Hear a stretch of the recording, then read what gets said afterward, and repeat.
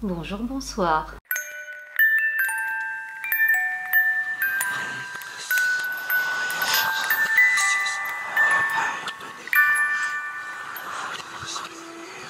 Salut tout le monde, j'espère que vous allez bien. On se retrouve aujourd'hui pour un nouveau thread horreur. Alors, je me sens pas du tout à l'aise, mais je sais que tu te reconnaîtras, celui qui me dit s'il te plaît, fais un effort, dis thread et non thread à la française. Franchement, là, tu vois, je viens d'essayer un thread.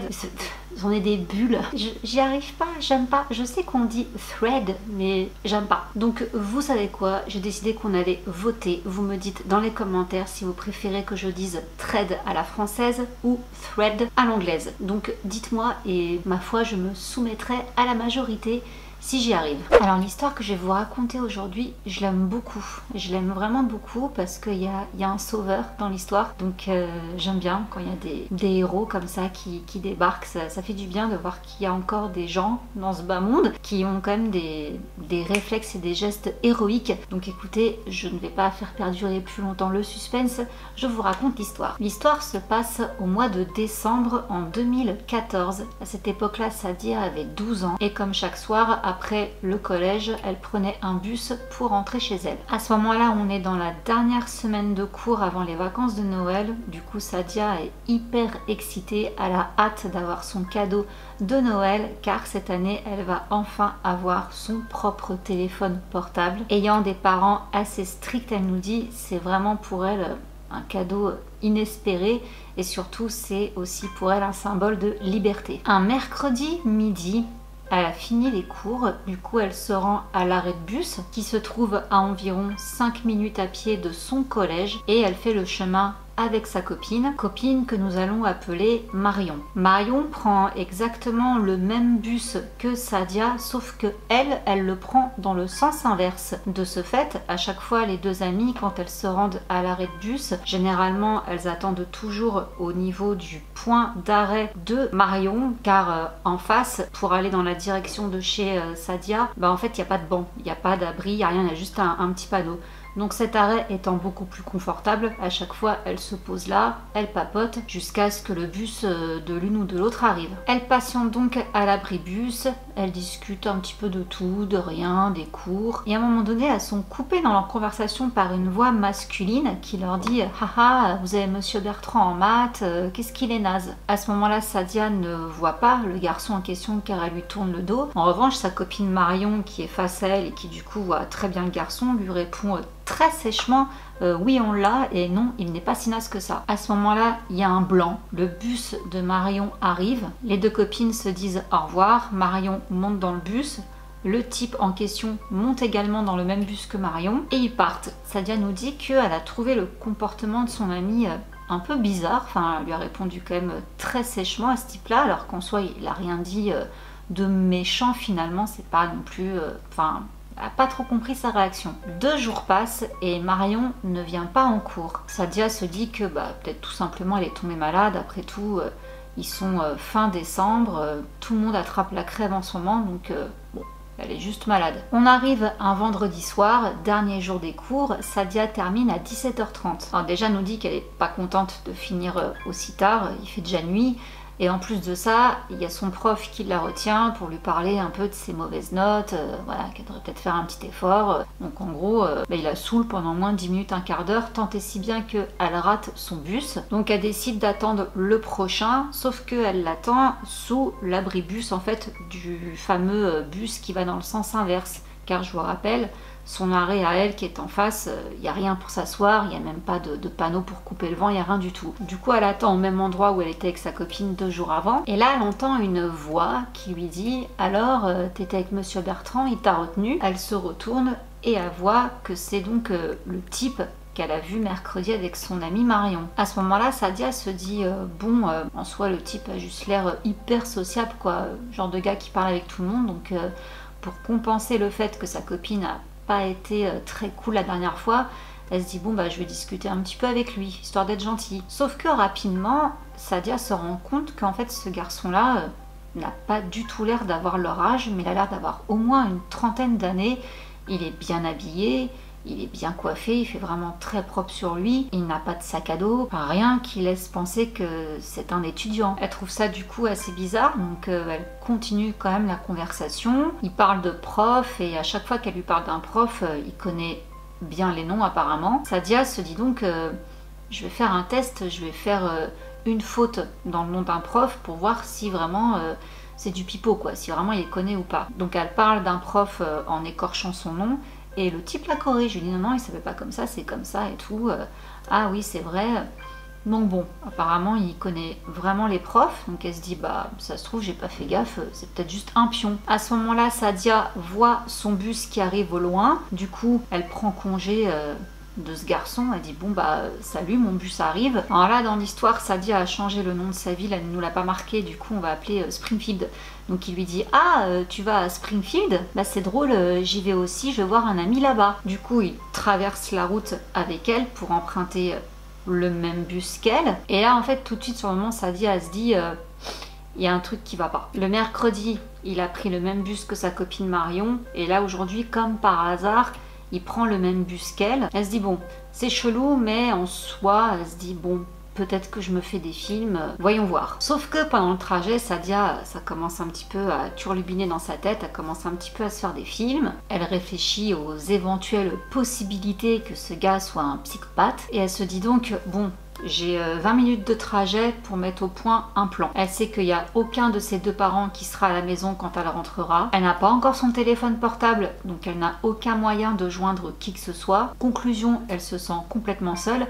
Et parallèlement, elle se dit mais qu'est-ce qui me prend d'accuser ce pauvre type quoi, ça se trouve il va rien se passer du tout, je suis complètement en train de délirer, calme-toi Sadia. Le bus commence à se rapprocher de son arrêt. Sadia nous précise qu'après cet arrêt, elle devait encore marcher, passer devant des immeubles et ensuite emprunter un chemin très peu éclairé pour parvenir à sa zone pavillonnaire. Et je vous rappelle que le coût d'éclairage est quand même assez important parce que là il est plus de 18h, on est fin décembre, il fait nuit. Elle descend du bus et ce fameux type descend également au même arrêt qu'elle. Du coup, elle se retourne et le regarde et le type en fait lui sourit avec un regard vide. Elle nous précise même que 7 ans plus tard, quand elle repense à ce regard vide en fait et ce sourire, ça la traumatise encore. Elle commence à marcher vers les immeubles et se met à pleurer. Elle n'arrive pas à se contrôler en fait, elle nous dit vraiment littéralement les larmes se sont mises à couler, elle sent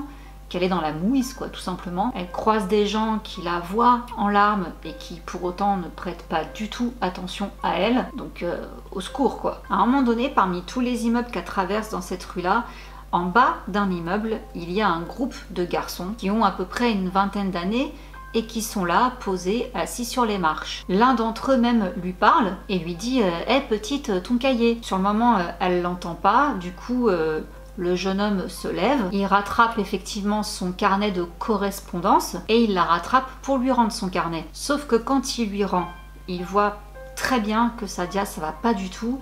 Du coup, lui dit oula, ça va petite, qu'est-ce qui va pas? On va l'appeler Sofiane. Sur le moment, Sadia nous dit qu'elle n'a pas du tout été capable de parler. Elle est en état de choc, beaucoup trop stressée. Et là, le type de 30 ans qui la suit donc depuis l'arrêt à côté de son collège arrive, l'attrape par le bras et lui dit mais enfin Maya, qu'est-ce que tu fais? Maman nous attend, dépêche-toi de monter dans la voiture. Et là en fait ce qui est horrible, c'est que Sadia nous dit que dans sa tête, elle a envie de hurler, mais le corps, la bouche ne suit pas quoi, il n'y a pas un son qui sort. Complètement tétanisée, elle se laisse faire en fait. Donc le type la prend par le bras et commence à l'éloigner de Sofiane. Et là, franchement, médaille du mérite quoi. Le Sofiane, rappelez-vous qu'il tient le carnet de correspondance de Sadia dans les mains. Du coup, réflexe, lueur d'intelligence, je sais pas, appelez ça comme vous voulez, le destin, la providence. Il regarde le carnet de correspondance de Sadia et il voit qu'elle s'appelle pas du tout Maya, mais Sadia. Du coup, il a tout de suite compris ce qui était en train de se passer. Il a couru sur le gars, il a mis une énorme droite au type. Tous ses copains qui étaient restés assis plus loin au pied de l'immeuble ont débarqué en courant pour voir ce qui se passait. Le gars, forcément, il s'est sauvé en courant. et Sofiane à ce moment-là a pris Sadia avec lui et l'a emmenée directement au commissariat porter plainte. De là, le commissariat a appelé ses parents, elle a fait une déposition, mais le type n'a jamais été retrouvé, bien qu'il y ait eu une plainte similaire 2 jours avant, et cette plainte avait été déposée par son amie Marion. En fait, ce qui s'est passé 2 jours plus tôt, quand Marion a quitté Sadia pour prendre le bus et que le type est monté avec elle, il a fait le même coup qu'à Sadia, il est descendu également au même arrêt que Marion, il l'a suivi. Sauf que Marion allait rejoindre son frère qui était à son entraînement de basket. Du coup, ça l'a dissuadé et il était parti. Mais Marion, pour autant, voilà, elle a quand même décidé de porter plainte tout de suite parce qu'il l'a quand même suivi, elle le trouvait bizarre. Et elle le trouvait bizarre déjà depuis l'arrêt de bus quand il s'était incrusté dans leur conversation à propos des profs. C'est pour ça qu'elle lui avait répondu froidement parce que comme elle l'avait bien vu sur le coup, elle trouvait très bizarre qu'un type d'une trentaine d'années leur parle de leur prof. Sadia nous dit que cette histoire l'a complètement traumatisée, que suite à ça, son père venait la chercher tout le temps au collège. Et Sofiane, quant à lui, est resté très proche de Sadia, c'est devenu un ami de la famille. Et la petite note d'humour qui conclut le trade de Sadia, c'est qu'elle nous dit que elle, personnellement, quand elle aura des enfants, ils auront un téléphone portable dès la primaire. Elle nous précise bien sûr qu'elle blague. Mais voilà, cette histoire l'a vraiment marquée. Et je vous dis, j'ai adoré cette histoire parce que, au-delà du fait qu'elle est quand même dingue, enfin là, ça allait loin quand même, c'était moins une. Voilà, Sofiane le sauveur quoi. Donc merci Sofiane, tu m'étonnes qu'après ce soit devenu un ami de la famille, il lui a évité Dieu sait quoi, je crois qu'on n'a même pas envie de savoir. Ce qui est frustrant du coup, c'est que malgré le signalement de Marion et de Sadia, on n'a pas retrouvé ce type, donc on ne sait pas en fait s'il a récidivé. Je pense que oui. Enfin, sauf si vraiment l'intervention de Sofiane l'a bien refroidi. Mais malheureusement, les types comme ça, quand ils ont un truc dans la tête, enfin voilà. À mon avis, ça a dû le refroidir un temps. Et je pense qu'il est allé après faire ses histoires ailleurs. Il a dû essayer de trouver un autre collège, se renseigner sur les profs d'un autre établissement, essayer d'approcher d'autres étudiantes. Voilà, malheureusement, des déviants comme ça, parce que là, concrètement, hein, c'est chaud. Je pense qu'il s'arrête pas pour une droite dans la tête. C'est plus fort que d'être tordu. Franchement, merci Sofiane. Et heureusement également que Marion allait rejoindre son frère, parce que même elle, je sais ce qui se serait passé. Voilà les amis. Écoutez, j'espère que cette histoire vous aura plu. Comme d'habitude, hein, donc si c'est le cas, n'hésitez pas à me le faire savoir en lâchant un petit pouce, un petit com également. Je m'excuse encore d'avoir posté aujourd'hui et pas le mercredi comme d'habitude, mais je me suis un peu mal organisée en ce début de semaine. Donc voilà, je vous remercie en tout cas d'être là. Je vous fais plein de gros bisous et on se retrouve dimanche. Mouah. Bisous, ciao.